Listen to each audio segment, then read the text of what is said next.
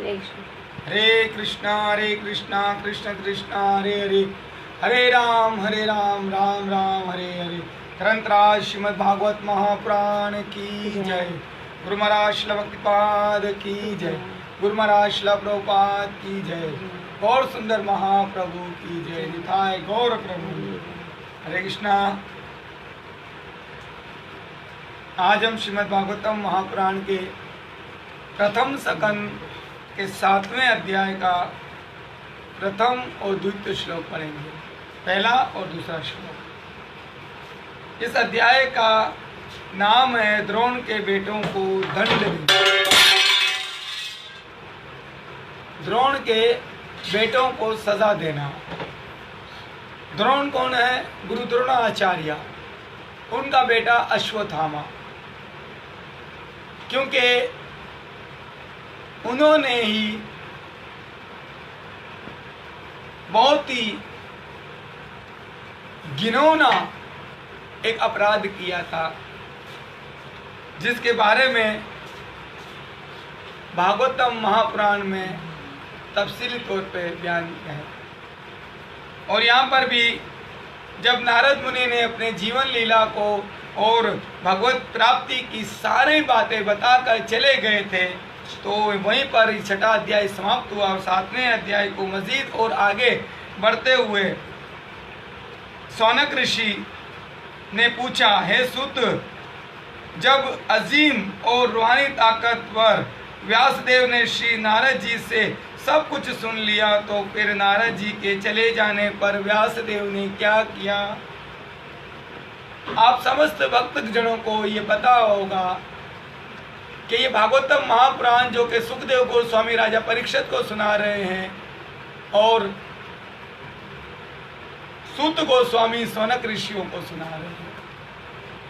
तो यहाँ पर सौनक ऋषि जो है, क्योंकि ये दोबारा कथा को सूत गोस्वामी सौनक ऋषियों को ये बता रहे हैं कि भागवतम की दोबारा, क्योंकि जो उन्होंने खुद भी सुखदेव गोस्वामी के जरिए ये भागवतम महापुराण सुनी थी और राजा परीक्षित का 7 दिन तक लगातार ये सुनने से उद्धार हो गया था। तो सौनक ऋषि ने नारद मुनि के इतने प्यारे प्यारे और मन भावित जो उनकी लीला, जन्म लीलाओं को और भगवत प्राप्ति की लीलाओं को सुनने के बाद मन में एक और क्वेश्चन, सवाल उठा। और उसी सवाल को वक्ता जो कि उस वक्त के सूत गोस्वामी थे, उनसे पूछते हैं कि जब नारद मुनि ने व्यासदेव को ये सारी कथा और अपनी जीवन लीला सुना दिया था, तो फिर नारद मुनि के चले जाने के बाद व्यासदेव जी ने क्या कहा? यहाँ श्रील प्रभुपाद जी संक्षेप के अंदर बताते हैं कि इस अध्याय में श्रीमद् भागवतम के बयान करने का इशारा मिलता है, यानी कि भागवतम का आगाज होने का इस अध्याय से, 7वें अध्याय से में हमें एक इशारा मिल रहा है कि बाकायदा भागवतम की लीला स्टार्ट हो रही है। क्योंकि महाराज परीक्षित अपनी माँ के गर्भ में चमत्कार ढंग से बच कर गए थे, बहुत ही चमत्कार ढंग से।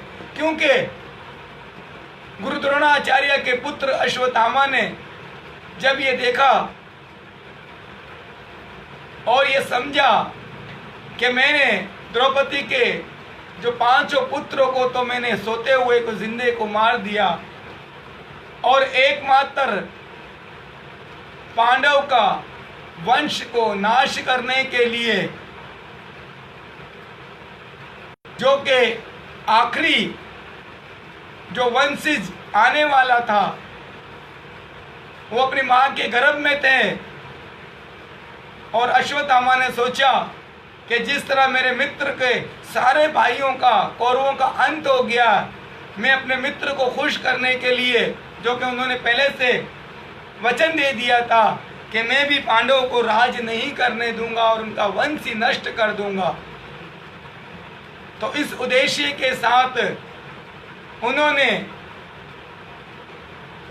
जब उत्तरा के गर्भ में ब्रह्म अस्त्र को छोड़ दिया था, तो इसीलिए यहाँ श्रील प्रभुपाद जी कहते हैं राजा परीक्षित अपनी माँ के गर्भ में ही बहुत ही चमत्कार तरीके से, चमत्कार इसलिए क्योंकि ब्रह्म स्तर से पूरी दुनिया नष्ट हो जाती है, लेकिन राजा परीक्षित उस ब्रह्म स्तर से भी बच गए थे। क्यों ना बचे, क्यों ना बचे? कहते हैं ना, जाके राके साइयां मार सके ना कोई। जिसकी रक्षा स्वयं जब भगवान करने लग जाए, कोई दुनिया का ऐसा कोई अस्त्र शस्त्र और कोई बलवान कोई है ही नहीं जो उन्हें मार सके। भगवान भगवद गीता में कहते हैं, अर्जुन निश्चय पूर्वक घोषणा कर दे कि मेरे भक्त का कभी नाश नहीं हो सकता है। क्यों नहीं हो सकता है? क्योंकि जिसकी रक्षा मैं कर रहा हूं, क्योंकि जिसकी रक्षा जब मैं कर रहा हूं तो दुनिया में ऐसा कोई शस्त्र ही नहीं बना है, ऐसा कोई मंत्र ही नहीं बना है कि वो नष्ट हो जाए। इसीलिए श्रील प्रभुपाद जी कहते हैं बहुत ही अजब ढंग से, और ये वाकया आचार्य द्रोण के बेटे अश्वत्थामा के सबक हुआ था, जो कि अभी हमने आपको बताया था। क्योंकि अश्वत्थामा एक बहुत ही ज्यादा, हालांकि वो ब्राह्मण पुत्र है, लेकिन जब किसी के हृदय के अंदर बदले की आग जब जलती है तो वो अपना सब कुछ नष्ट कर देता। और यही वजह थी कि उसकी बदले की आग ने, जो कि गुरु द्रोणाचार्य जैसे महान गुरु के पुत्र होने के बावजूद भी उसकी जो सच्चाई की स्मरण की जो शक्ति थी वो नष्ट हो गई। वो नहीं देख पा रहे थे कि मैं क्या कर रहा हूं, क्या अपराध कर रहा हूं। इसीलिए कहा जाता है कि हमेशा इंसान को अपने क्रोध पर अंकुश लगाना चाहिए। ऐसा काम नहीं करना चाहिए जिसके जरिए हम पूरे संसार में पूरे जन्म जात तक हम अपमानित होते रहे। बताया जाता है कि अश्वत्थामा आज तक भगवान से भी बहुत समय याचना की, लेकिन भगवान ने, क्योंकि भगवान साहब कहते हैं मैं हर एक को माफ कर दूंगा, हर गलती को मैं माफ कर दूंगा, लेकिन अगर कोई मेरे भक्त को सताने की कोशिश करेगा मैं उन्हें कभी भी माफ नहीं करूंगा। उन्होंने माफ नहीं किया और भगवान ने उनको श्राप दे दिया कि जाओ तुम एक तो तेरी मृत्यु नहीं आएगी, जब तक संसार है तब तक तेरी मृत्यु नहीं आएगी, और दूसरा तुम कोढ़ी बनकर जियोगे, तुम्हारे शरीर में पूरा कोढ़, इतनी तकलीफों के साथ जियोगे, तुम मौत को मांगने की कोशिश करोगे लेकिन मौत तुझे नहीं आएगी। इससे बड़ी क्या सवाल। बताया जाता है, श्रील प्रभुपाद जी बहुत सी जगह कहते हैं कि अश्वत्थामा आज भी वो जीवित है, वो किसी संसार के सामने आ नहीं सकते हैं क्योंकि वो इतनी पीड़ा के अंदर है। अगले श्लोक कहते हैं का जवाब देते हैं सूत गोस्वामी। कहते हैं सूत गोस्वामी ने कहा, वेदों से न्यायती गहरा ताल्लुक रखने वाली, वेदों शास्त्रों से जिनका बहुत ही गहरा ताल्लुक है, सरस्वती नदी के मगरबी किनारे यानी कि वेस्ट साइड, पश्चिम की दिशा पर सम्याप्रास नाम का एक आश्रम है। मुकाम पर ऋषियों की रूहानी सरगर्मियों को पुरजोश करने वाला ये आश्रम है। और ये आश्रम ऐसा है कि कोई भी व्यक्ति इस आश्रम की या इसकी तरफ आ जाता है तो उसके अंतर आत्मा के अंदर भगवत प्राप्ति जागृत होने लगती है, भगवत प्राप्ति जागृत होने लगती है ऑटोमेटिकली। सिस्टम जैसे हम लोग इस आज के दौर में, साइंसी दौर में कहते हैं ना कि ऑटोमेटिकली सिस्टम है, तो ये ज्ञान के प्राप्ति का ये ऑटोमेटिकली सिस्टम है सम्याप्रास नाम का ये आश्रम, जो कि वेदव्यास मुनि का आश्रम है। श्रील प्रभुपाद जी हमारे परम गुरुदेव इस श्लोक के बारे में प्रकट में कहते हैं कि ज्ञान की रूहानी तरक्की के लिए मुनासिब मुकाम और माहौल निहायत ही जरूरी होती है। किसी भी चीज को प्राप्ति के लिए वक्त और माहौल का होना मुनासिब, यानी ठीक वक्त और ठीक जगह का होना बहुत आवश्यकता है, बहुत जरूरी है। इसीलिए हम देख सकते हैं जब महाभारत की युद्ध का आरंभ हुआ तो सब लोग निश्चय कर रहे थे, फैसला कर रहे थे कहां पर, किस जगह पर यह धर्म युद्ध होना चाहिए, क्योंकि भगवान ने पहले कह दिया था यहां पर नए युग का आरंभ होगा, पुरानी सारी लीलाएं नष्ट होगी, नए युग का आरंभ होगा, नए धर्मात्मा नए तरीके से युग का होगा। तो इसलिए भगवान ने कहा कि ये धर्म के अनुसार ही होना चाहिए और इसीलिए उन्होंने कुरुक्षेत्र को चुना, इसीलिए कुरुक्षेत्र को चुना गया। यही बात श्रील प्रभुपाद जी यहाँ कहते हैं और बताए जाते हैं, देश काल और पात्र ये चीजें बहुत इंपॉर्टेंट होती है, न्यायती जरूरी होती है। सरस्वती नदी के मगरबी के लिए न्यायती मौजू है और वहां पर सम्याप्रास में वेदव्यास मुनि का आश्रम है। और भी ज्यादा इस आश्रम की महिमा और भी ज्यादा चार चांद लग जाते हैं कि वहां पर वेदव्यास मुनि जी का आश्रम है, क्योंकि उन्होंने सारे वेदों की रचना इसी आश्रम में बैठकर की। शिला व्यासदेव और दूसरी सरस्वती नदी जो कि भगवान की बहुत ही प्रिय है, बहुत ही प्रिय है। इसीलिए आप देख सकते हो कि हर एक मकाम, हर एक जगह जो कृष्ण को प्रिय है ना, वहीं पर इतिहास रचा गया, इतिहास रचा गया है। शिला व्यासदेव घर संसारी थे, फिर भी उनका रिहाइश का आश्रम कहलाती है। व्यासदेव सन्यासी नहीं थे, वो घर गृहस्थी वाले थे, गृहस्थाश्रमी थे, लेकिन फिर भी उनकी रहने की जगह को आश्रम कहा जाता है। यहाँ पर श्रील प्रभुपाद जी आश्रम के लफ्जी माने बता रहे हैं कि आश्रम वो जगह है जहाँ दिव्य तहजीब अवलियन होती है, जहाँ पर भगवत नाम, भगवान का ज्ञान और ये इसी को ही सबसे ज़्यादा महत्वपूर्णता दी जाती है। लेकिन आज हम देख सकते हैं क्या इस संसार में शास्त्रों को महत्वपूर्णता दी जाती है। हम देखते हैं कि बहुत सारे आश्रमों के अंदर भी बहुत सारे लोग वहां पर भी जो वास्तविक जो बात है, हकीकत जो बात, बोलो मुंह बोलो, साफ तौर पे कहा है कि आश्रम के माने ही वही है कि जहां पर दिव्य ज्ञान की तहजीब सबसे पहले अफजल हो, सबसे पहले उनका मकसद ही यही हो कि यहाँ पर ज्ञान, भगवान का ज्ञान सीखा जाए। फिर चाहे वो जगह किसी घर संसारिक की हो या किसी तपस्वी। श्रील प्रभुपाद जी ने साफ कह दिया कि अगर हम घर गृहस्थी में और परिवार के साथ रहते हुए भगवान श्री कृष्ण के शास्त्रों का अध्ययन करते हैं, भागवतम को पढ़ते हैं और भी अन्य शास्त्रों को, तो वो घर भी हमारा आश्रम है। लेकिन अगर हम आश्रम में जाने के बाद भी अगर भगवत प्राप्ति के मार्ग में दृढ़ता नहीं होती है हमारी, तो वो आश्रम भी आश्रम नहीं होता। साफ तौर पर श्रील प्रभुपाद जी ने कह दिया, पूरा वर्ण आश्रम निजाम इसी तरह बना हुआ है। पूरा जो वर्ण आश्रम निजाम है, जो सनातन धर्म की बेगबून है, बुनियाद है, 4 आश्रम और 4 वर्ण ये बुनियाद है। इसके भी बिल्कुल जो निज़ाम है, पूरा जो स्ट्रक्चर है, वो इसी पे बुनियाद पर बनाया गया है कि जिंदगी का एक ही जो आश्रम चबूतरा आश्रम कहलाता है। हम चाहे जिंदगी भर एक ही आश्रम में रहें। आश्रम के माने जगह, आश्रम के माने या साफ बताया जहां से भगवत प्राप्ति हो।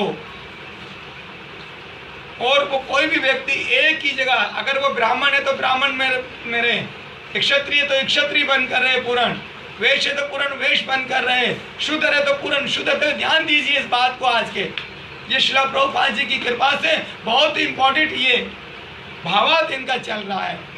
भावार्थ में श्रील प्रभुपाद जी बहुत सुंदर बात बता रहे हैं। और ख़ास तौर पे मौजूदा दौर के हिसाब से जिस दौर में हम ये समझते हैं कि सनातन धर्म के लोगों में के अंदर और ख़ास तौर पे इस वर्ण आश्रम के मुताबिक लोगों ने इस बात को मिस यूजिंग करते हुए लोगों में छूत छात फैला दिया। ये छोटा बड़ा है ये फैला दिया है, जबकि कहीं पर भी शास्त्रों में कहीं छोटा और बड़ा नहीं बताया गया। देखिए श्रील प्रभुपाद जी ने साफ कह दिया और आगे बताते हैं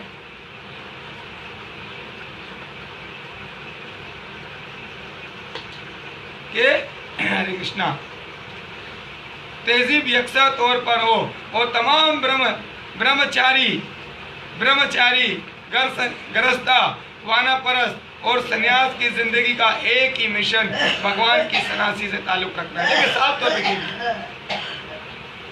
चाहे वो ब्रह्मचारी हो, चाहे यहाँ पर श्रील प्रभुपाद जी ने साफ तौर पे बता दिया है और यही बात भगवान ने भागवत गीता के 18वें अध्याय के 40 से लेकर 46 श्लोक में भी बताया है। और हम जहां कहीं भी प्रचार में जाते हैं इस बात को ज्यादा उठाते हैं हम लोग। क्यों? क्योंकि इस छूत छात ने हमारे धर्म को और हमारे लोगों को बहुत ज्यादा नुकसान दिया। आज भी बहुत सारे लोग सनातन धर्म का नाम जहां सुनते हैं वहां पहला लफ्ज उठाते हैं कि यहाँ छूत छात है। लेकिन मैं उन तमाम लोगों को ये कहना चाहता हूँ आज इस प्रचार के माध्यम से कि सनातन धर्म में किसी जगह पर भी छूत छात का जगह ही नहीं है। वो अलग बात है, बहुत सारे पंडित हो चाहे आम व्यक्ति हो, उन्होंने इसको मिस यूज करके अपने मुफाद के लिए उनको इस्तेमाल किया है। लेकिन फिर मैं कहता हूँ जिन जिन लोगों ने इनको इस्तेमाल किया वो लोगों में खामी है, वो लोग गलत हैं। लेकिन सनातन धर्म मुकम्मल है, यहाँ किसी जगह पर भी किसी टूटी की जगह गुंजाइश ही नहीं है। या साफ श्रील प्रभुपाद जी ने कह दिया है, चाहे ब्रह्मचारी हो, चाहे गृहस्थाश्रमी हो, चाहे वानप्रस्थी हो, चाहे सन्यासी हो, इनका एक ही मकसद होना चाहिए, वो एक ही आधार होना चाहिए कि मुझे भगवान की प्राप्ति कैसे करनी है। अगर सन्यासी है, अगर वो भगवत प्राप्ति के लिए नहीं जाते हैं तो वो सन्यासी का कोई फायदा नहीं है। और उसके बरक्स अगर कोई गृहस्थाश्रमी है और वो पूर्ण तौर पर भगवान की वाणी को सुनता है, समझता है, कहता है और करता है तो वो भगवान को प्राप्त कर सकता है। महाप्रभु ने तो साफ तौर पे कह दिया है, अगर कोई भगवान कृष्ण को मानता है, समझता है तो चांडाल के घर में भी क्यों नहीं पैदा हुआ हो वो भी गुरु बन सकते हैं, सोई गुरु होए। साफ तौर पे कहा है महाप्रभु ने। इसीलिए बताया जाता है कि हम उसी संस्था से ताल्लुक रखते हैं, इसलिए हमारे इस संस्था के अंदर किसी जगह पर भी ये छूत छात का लफ्ज ही नहीं। आप आए देखें, किसी भी जात पात वर्ण से ताल्लुक रखता हो, कीर्तन हम साथ करते हैं, कथा हम साथ श्रवण करते हैं, डांस हम साथ करते हैं, एवं महाप्रसाद भी हम साथ बैठकर खाते हैं। किसी जगह पर भी आप देख लेना, ऐसे नहीं साबित होगा कि किसी को एक अलग स्थान दे दिया हो, नहीं। क्यों? क्योंकि श्रील प्रभुपाद जी ने कह दिया है कि हमने यथार्थ स्वरूप बता रहे हैं। जिस तरह भगवान ने कहा है हम उसी वाणी को आप तक पहुंचा रहे हैं। बिल्कुल उसी तरह जैसे रेडियो की कोई अहमियत नहीं है, जो भी नशर हो रहा है वो रेडियो स्टेशन से हो रहा है, इसीलिए हम तमाम लोग रेडियो के मानिंद है और भगवान श्री कृष्ण और रेडियो स्टेशन के मानिंद है। जो कुछ उन्होंने बता दिया है, जो कुछ उन्होंने कह दिया है, रेडियो का काम है समझना। इसीलिए श्रील प्रभुपाद जी ने कहा आपका कोई जरूरत नहीं है आपको कि आप इसमें अपनी तरफ से कोई अमेंडमेंट करें, कोई मिक्सचर करें इसके अंदर। इसीलिए जिन जिन लोगों ने इस बात को अपनी जागीर समझते हुए मिक्सचर किया, वहां पर खराबियां पैदा हुई है, वहां पर नुकसान हुए हैं। तो लिहाजा हमें इस बात को अच्छी तरह समझना है और उन झूठे लोगों से दूर रहना है हमको, जिन्होंने हमारे धर्म को नुकसान पहुंचाया है। उन लोगों से हमें बिल्कुल दूर रहना है जो हमें ये शिक्षा देते हैं कि ब्राह्मण उत्तम है या गृहस्था उत्तम है या वानाप्रस्थी उत्तम है या सन्यासी उत्तम है। नहीं, तमाम लोग भगवान की नज़र में एक ही बराबर है। अगर इसके बीच में अगर कोई महानता है तो वो हरि नाम है। भगवान ने साफ कहा, अपने अपने स्वाभाविक कर्म करता हुआ संसदी को प्राप्त करेगा। भागवत गीता में भगवान कहते हैं, 18वें अध्याय में भगवान कहते हैं अपने अपने स्वाभाविक कर्म करता हुआ, यानी कि अगर ब्राह्मण है तो ब्राह्मण का कार्य करो, क्षत्रिय हो तो क्षत्रिय का कार्य करो, वैश्य तो वैश्य का कार्य करो, शूद्र हो तो शूद्र का कार्य करो, यानी कि मजदूरी करो। यहाँ भगवान ने किसी जगह पर नहीं कहा है कि ब्राह्मण उत्तम है और शूद्र नीचा है, नहीं। फिर भगवान ने कहा है, जो बात श्रील प्रभुपाद जी ने भी यहाँ पर बता दी है कि सारे लोगों के लिए जो मिशन जो होना चाहिए, मकसद जो होना चाहिए उन तमाम लोगों का, वो भगवत प्राप्ति का होना चाहिए। यानी कि भगवान का नाम लेना किसी के लिए भी मना नहीं है। भगवान श्री चैतन्य महाप्रभु के दौर में भी बहुत सारे निराकारवादी लोग थे जिन्होंने बहुत सारा पक्षपात किया था, एवं भगवान के ऊपर भी उन्होंने पक्षपात किया था कि, और उन्होंने उस वक्त की जो सल्तनत के राजा चांद काजी को भी शिकायत लगा दी थी कि ये निमाय पंडित हमारे धर्म को मिसयूज कर रहा है। लेकिन वास्तविक तौर पर उसे पता नहीं था कि जिनको हम मिसयूज कह रहे हैं वही तो हकीकत है। हरे कृष्णा। तो भगवान ने उस वाणी को सत्य करने के लिए भगवान ने सबों को गले लगाया है। हम देख सकते हैं चैतन्य चरित्रामृत जब हम पढ़ते हैं और सुनते हैं तो हमारे मौजूदा सिस्टम और मौजूदा ये तमाम बातें जो जाली लोगों ने बताया है वो सबको नष्ट हो जाती है। इसलिए हमने यहाँ पर आपका थोड़ा समय लिया है, इसलिए कि आप इस बात को समझें। आप इस बात को समझें कि सनातन धर्म में किसी जगह पर भी छूत-छात का लफ्ज नहीं है, ऊंच नीच का लफ्ज नहीं है। क्या कहते हैं, हरि को बजे सो हरि का हो। भगवान को नाम लेने वाला ही सर्व उत्तम है। अगर हम भगवान का नाम नहीं लेते हैं और किसी ब्राह्मण कुल में भी जन्म लिया है तब भी हम ऊंच नहीं है। ऊंचा कुल उसका जिसका नाम भगवान से जुड़ जाता है। हम सांसारिक तौर पर देखते हैं, हम सांसारिक जन्म को देखते हैं, लेकिन वास्तविक तौर पर होना चाहिए कि हम दिव्य जन्म को देखें, दिव्य कर्मों को देखें, हम कि हमारी भगवान की तरफ कितनी रुचि है, इस बात को हम देखें। जब हम ये समझ जाएंगे तो हम किसी से भी द्वेष नहीं करेंगे, किसी से नफरत नहीं करेंगे, सबको गले लगाएंगे। और सबको गले लगाने का आप बहुत बड़ा फल देख सकते हो कि आज श्रील प्रभुपाद जी की कृपा से, गुरु महाराज श्रील भक्तिपाद जी की कृपा से पूरी दुनिया में उनके जो शिष्य लोग हैं वो हर एक व्यक्ति को कृष्ण प्रेम का अमृत पिला रहे हैं। वो नहीं देख रहे हैं कि किस जात कुल में उन्होंने जन्म लिया है, वो नहीं देखते हैं कि किस जगह पर जन्म लिया है। क्यों नहीं देखते हैं? क्योंकि हमारे शास्त्र ने में ये कहा ही नहीं है, हमारे प्रभु जी ने ये कहा ही नहीं है, भगवान श्री कृष्ण ने ये कहा ही नहीं है। और जो बात भगवान ने नहीं कही है, हम कौन होते हैं उस बात को गाने वाले? तो इसलिए मेरे भाइयों, मेरी माताओं, बहनों, बुजुर्गों, कृपया करके अपने धर्म को समझें, कृपया करके इस हकीकत को समझने की कोशिश करें कि हमारा धर्म हमें क्या सिखाता है। जब हम समझेंगे तब हम अपने बच्चों को भी समझा सकते हैं। जब हम ही नहीं समझेंगे, जरा सोचिए हम अपने बच्चों को किस तरह समझा सकते हैं। और हमें समझने के लिए हमें शास्त्र का आधार लेना है, गुरु का आधार लेना है, गुरु की शरण में जाना है, संतों की शरण में जाना है, शास्त्रों की शरण में जाना है, तभी हम इस बात को समझ सकते हैं। श्रील प्रभुपाद जी कहते हैं लिहाजा जहाँ तक रूहानी तहजीब की बात है इसमें से कोई भी कमतर नहीं। देखो साफ कह दिया, दिव्य भगवान के नाम का ताल्लुक है तो इसमें कोई छोटा बड़ा नहीं। हर व्यक्ति नाम लेने वाला भगवान की नजर में बराबर है। हम देख सकते हैं, हम बोलते हैं हरे कृष्णा, आप भी बोलते हो हरे कृष्णा, तो इसमें फर्क क्या हुआ भाई? फिर कहते हैं हरे कृष्णा, आप भी बोलते हो हरे कृष्णा। हम कहते हैं कृष्णा कृष्णा, आप भी कहते हो कृष्णा कृष्णा। फिर हम कहते हैं हरे हरे, आप भी कहते हो हरे हरे।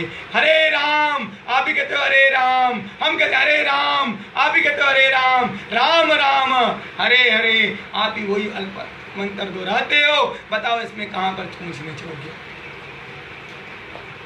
इसी बात को समझाने के लिए श्री प्रभुपाद जी कहते हैं, इसी बात को समझाने के लिए अगर हम इस बात को हम समझ जाएं तो याद रखिए किसी व्यक्ति की भी ये ताकत नहीं होगी कि हमें सनातन धर्म से कोई जुदा करे। और वैसे भी हम सनातन धर्म से जुदा हो ही नहीं सकते हैं, क्योंकि इस संसार में कोई भी जीव हो वो सनातन धर्म से अलग है ही नहीं।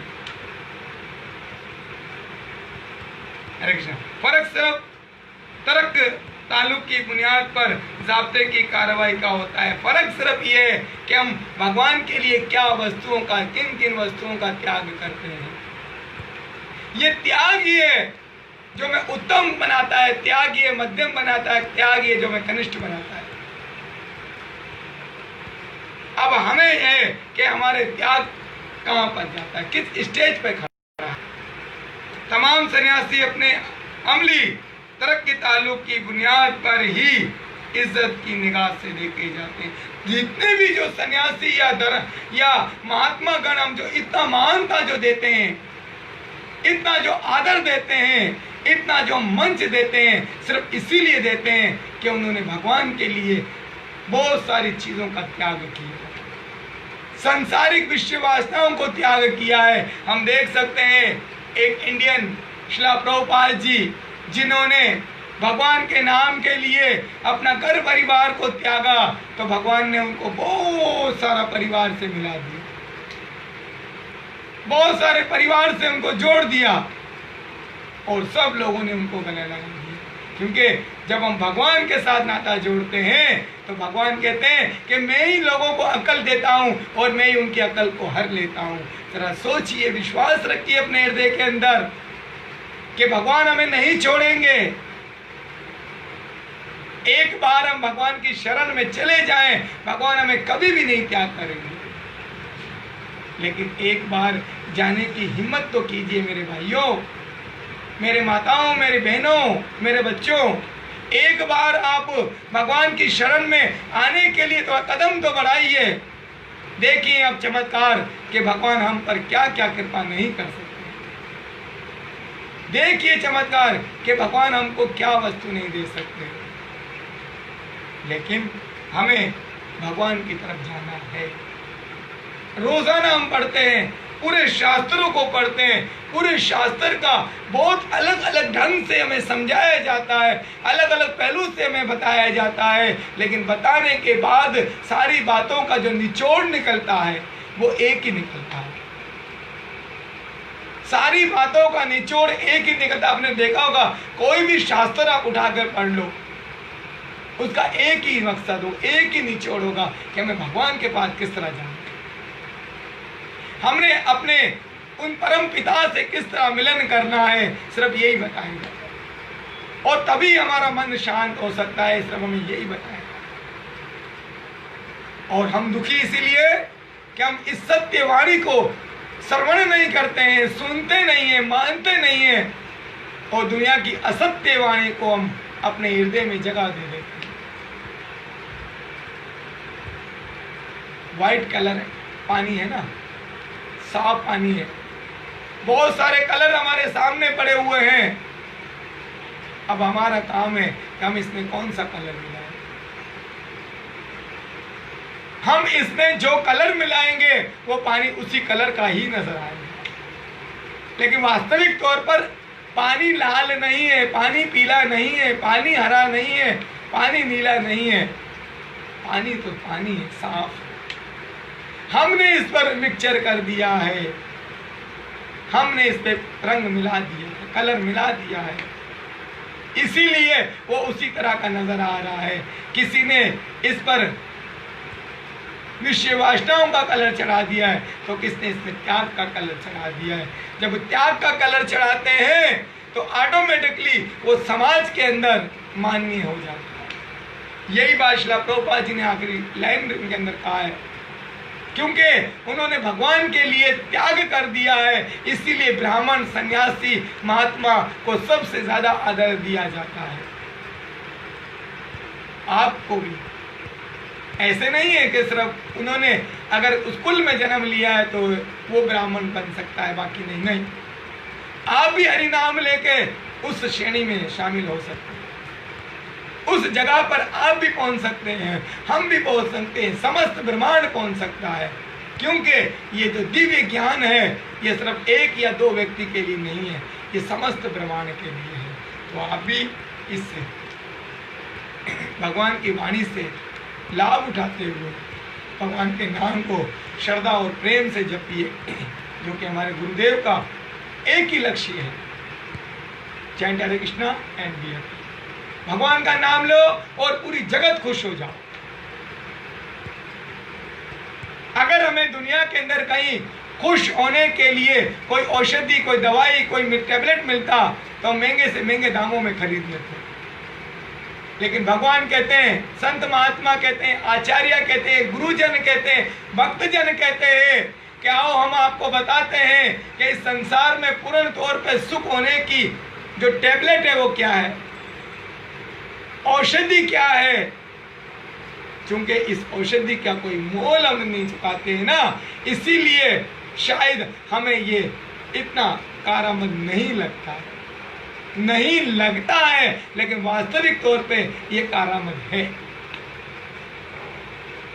क्योंकि हमने इसका मोल नहीं चुकाया है, इसीलिए हमने इसकी अहमियत को भूल गई। मोल चुकाने के लिए अपने ख्वाहिशात को तर्क करना होगा, अपने विषय वासनाओं का त्याग करना होगा, गुरु की आज्ञा का पालन करना होगा, फिर आप भगवान का नाम लेकर देखिए आप कितना आनंद आएगा।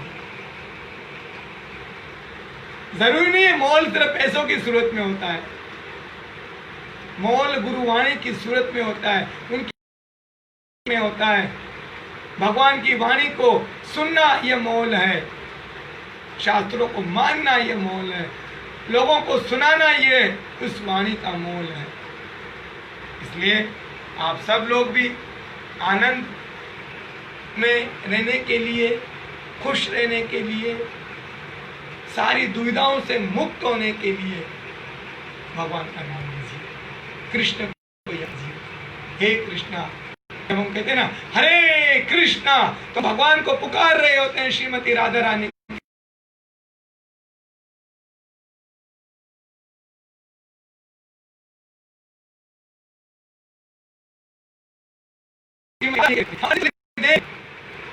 हम एप्लीकेशन तो जमा करा दें, मंजूरी भगवान खुद ही देंगे। जब हम एप्लीकेशन ही नहीं देंगे, जरा सोचिए हमें उसका बेनिफिट कैसे मिल सकता है। बगैर एप्लीकेशन के किसी सेठ से बस अगर हम एडवांस लेने जाते हैं तो कहते हैं सॉरी आपका एप्लीकेशन नहीं आई।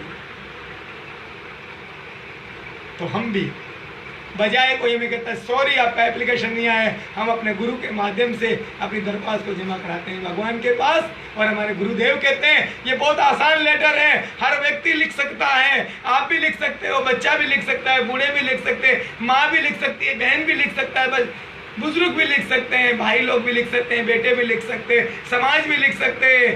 तो आए हम सब मिलकर उस लेटर को भगवान के पास अर्जी के तौर पे जमा कराते हैं। पता है लेटर कौन सा है? मेरे साथ मैं आपको सहायता करता हूँ उस लेटर को लिखवाने के लिए, ताकि भगवान के पास हमारी अर्जी पहुँच जाए। अर्जी पहुँचेगी तो भगवान उसको जरूर पढ़ेंगे। बट जरूर ये नहीं समझना हमने अर्जी दे दी, भगवान ने तो हमारा लेटर देखा ही नहीं है। ये कोई दुनिया का आदमी थोड़ी है जो अपने मतलब का SMS पढ़ेगा, बाकी को नहीं पढ़ेगा।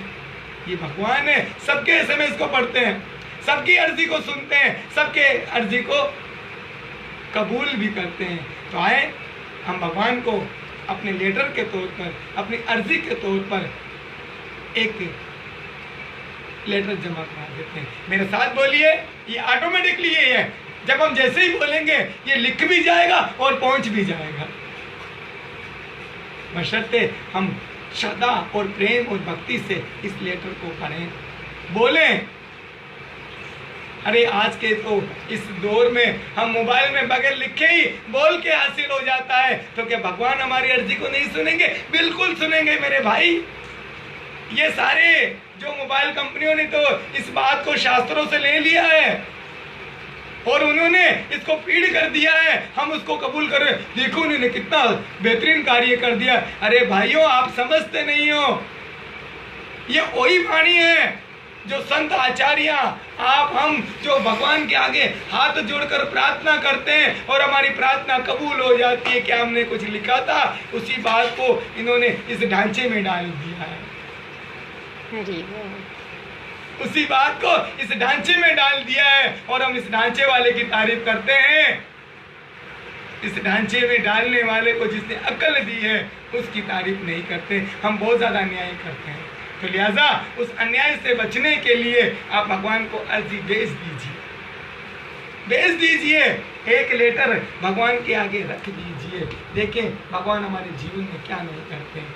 आए प्रेम और श्रद्धा से बोलिए, हरे कृष्णा कृष्ण कृष्ण हरे हरे, हरे राम राम राम हरे हरे। गुरु महाराज श्रील भक्तिपाद की जय, गुरु महाराज श्रील प्रभुपाद की जय, गौर सुंदर महाप्रभु की जय, जगन्नाथ सुपुत्र बलदेव की जय, निताय गौर प्रेमानंदी ग्रंथराज श्रीमद् भागवत महापुराण की जय।